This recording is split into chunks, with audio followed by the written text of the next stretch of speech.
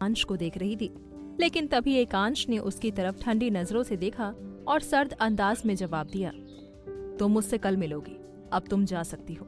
और उसने डोर की तरफ इशारा किया।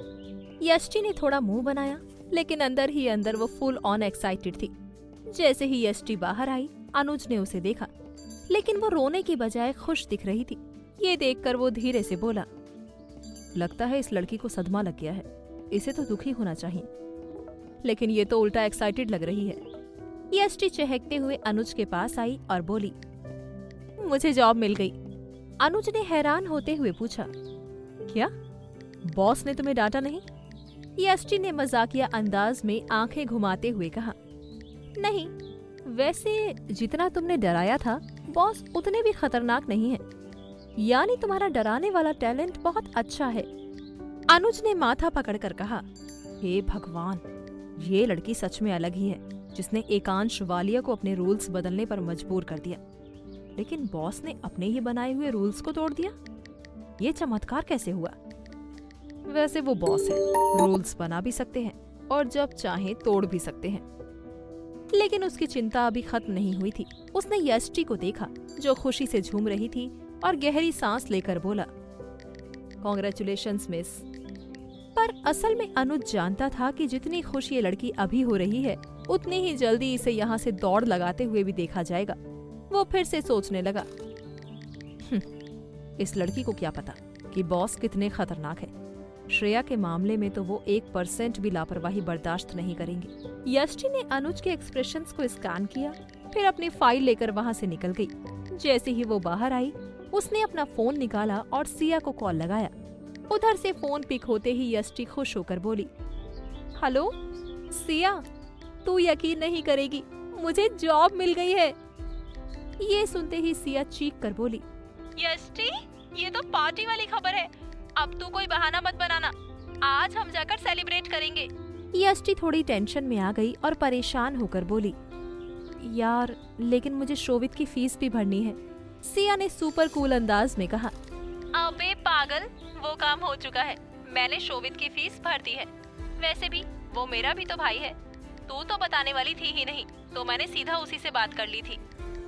यष्टि हैरानी से बोली, सिया, तुझे पता है ना कि मुझे किसी से फेवर लेना पसंद नहीं है। सिया ने गुस्से में तमतमाते हुए कहा, अच्छा, तो फिर मुझे दोस्त बोलने का हक भी नहीं है तेरे पास। जब मैं तेरे भाई की परेशानी में तेरा साथ नहीं दे सकती, तो फिर दोस्ती का क्या मतलब? अच्छा चल, तू अपने मोरल्स के साथ अकेले जी, मैं फोन रख रही हूँ। यष्टि हड़बड़ा कर बोली, अरे नहीं सिया, प्लीज गुस्सा मत हो, तू तो मेरी बहन है। अच्छा ठीक है, आज रात को पार्टी मेरे घर पर करते हैं, और जैसे ही मेरी पहली सैलरी मिलेगी मैं तुझे पैसे लौटा दूंगी, इतना तो करने दे। सिया ने थोड़ा ड्रामा करते हुए जवाब दिया, ओके डन, मैं ऑफिस से सीधे तेरे घर आ जाऊंगी और आज तेरे घर ही रुकूंगी। यष्टि अभी भी एकांश के बंगले के बाहर फोन पर हंस हंस कर बातें कर रही थी। उधर एकांश अपनी मीटिंग के लिए तैयार होकर निकल रहा था। जब उसकी नजर यष्टि पर पड़ी तो वो फोन पर किसी से बहुत एक्साइटमेंट में बात कर रही थी, हंस रही थी, नाचने जैसी लग रही थी। एकांश के दिमाग में तुरंत एक ख्याल आया और वो खुद से बोला, स्ट्रेंज, ये तो कह रही थी कि इसका कोई बॉयफ्रेंड नहीं है, लेकिन इसे फोन पर बातें करते देखकर तो ऐसा नहीं लग रहा। उसने एक ठंडी नजर यष्टि पर डाली और फिर अपना सूट एडजस्ट करते हुए वहाँ से निकल गया। यष्टि आज बहुत खुश थी। उसने अपनी जॉब की खुशखबरी अपने भाई शोवित को देने के लिए उसे फोन किया। शोवित के फोन उठाते ही वो खुश होकर बोली, हेलो शोवित, तेरी बहन को जॉब मिल गई। शोवित चहकते हुए बोला, दी, ये तो कमाल की खबर है, प्राउड ऑफ यू दी, you are the best. Yashti हंसते हुए बोली, बस अब तू पढ़ाई पर ध्यान दे, तेरा खर्चा अब तेरी बहन संभाल लेगी। यष्टि की जिंदगी में बस 2 लोग सबसे ज्यादा मायने रखते थे, एक उसका भाई और दूसरी सिया। अब इन दोनों को खुश देखकर यष्टि को लग रहा था कि शायद जिंदगी धीरे धीरे बेहतर होने लगी है। शाम के 4 बज चुके थे। यष्टि घर पहुंची और उसने थोड़ा रेस्ट करने की सोची। जैसे ही वो बेड पर लेटी, एक चेहरा उसकी आंखों के सामने घूम गया। वो डीप आईज, वो काम फेस, वो स्ट्रॉन्ग बॉडी। तभी वो सर झटकते हुए बोली, हे भगवान, मैं एकांश सर के बारे में क्यों सोच रही हूँ? यष्टि बेड पर पलटी, तकिया मुंह पर रखा और बड़बड़ाई, नो, मैं ये सब नहीं सोचूंगी। ये तो सिर्फ जॉब है, वो मेरा बॉस है। लेकिन एक बात है, वो आदमी गुस्से का चलता फिरता पुतला लगता है। मुझे गलती करने से बचना होगा। ये जॉब मेरी जरूरत है। मेरा और मेरे भाई का फ्यूचर सब कुछ इसी जॉब पर डिपेंड करता है। तो चाहे फिर वो कितने भी खड़ूस क्यों ना हो, मैं उन्हें नाराज करने का रिस्क नहीं ले सकती। यष्टि एकांश के बारे में सोच रही थी, पर उसे अभी इस बात की भनक तक नहीं थी कि वो श्रेया से पहले भी मिल चुकी है और एकांश ने भी उसे पहली बार तब ही देखा था। यष्टि सोचते सोचते कब सो गई उसे पता ही नहीं चला। तभी बाहर खड़ी सिया ने दरवाजा खटखटाया, जिसकी आवाज सुनकर यष्टि की आंख खुल गई और अगले ही पल बाहर से सिया की चहकती हुई आवाज आई, ओपन द गेट मैडम, वरना तुम्हारी बेस्ट फ्रेंड पूरा पिज्जा खा जाएगी। यष्टि ने दरवाजा खोला और सामने खड़ी सिया के हाथ में पिज्जा और कोल्ड ड्रिंक देखकर उसकी आंखें चमक उठी। वो खुश होकर बोली, तेरी टाइमिंग हमेशा परफेक्ट होती है, आ अंदर आजा। सिया अंदर घुसते ही ड्रामेटिक अंदाज में बोली, अब मूवी कौन सी देखनी है, बट हॉरर ही चुनना, यू नो माई चॉइस। यष्टि ने आंखें घुमाते हुए कहा, जब पसंद पहले से ही फिक्स है तो तू ही चूज कर ले, मैं तो कुछ भी देख लूंगी। सिया ने यष्टि के गाल पकड़कर खींचते हुए कहा, हाय मेरी भोली भाली गधी, चल मैं ही डिसाइड कर लेती हूँ। और फिर उसने पिज्जा टेबल पर रखकर ओटीटी पर एक हॉरर मूवी लगा दी। दोनों रात 12 बजे तक मूवी देखती रही, लेकिन जैसे ही फिल्म खत्म हुई, यष्टि को अचानक कुछ याद आया और वो उठकर बैठ गई। वो सर पर हाथ मारकर बोली, यार मैं तो भूल ही गई, मुझे पैकिंग करनी थी। सिया ने चौंकते हुए पूछा, किस चीज की पैकिंग? यष्टि ने लंबी सांस लेते हुए कहा, मुझे उसी घर में रहना होगा श्रेया के साथ। जॉब 24 घंटे की है, क्या पता उसे कब मेरी जरूरत पड़ जाए।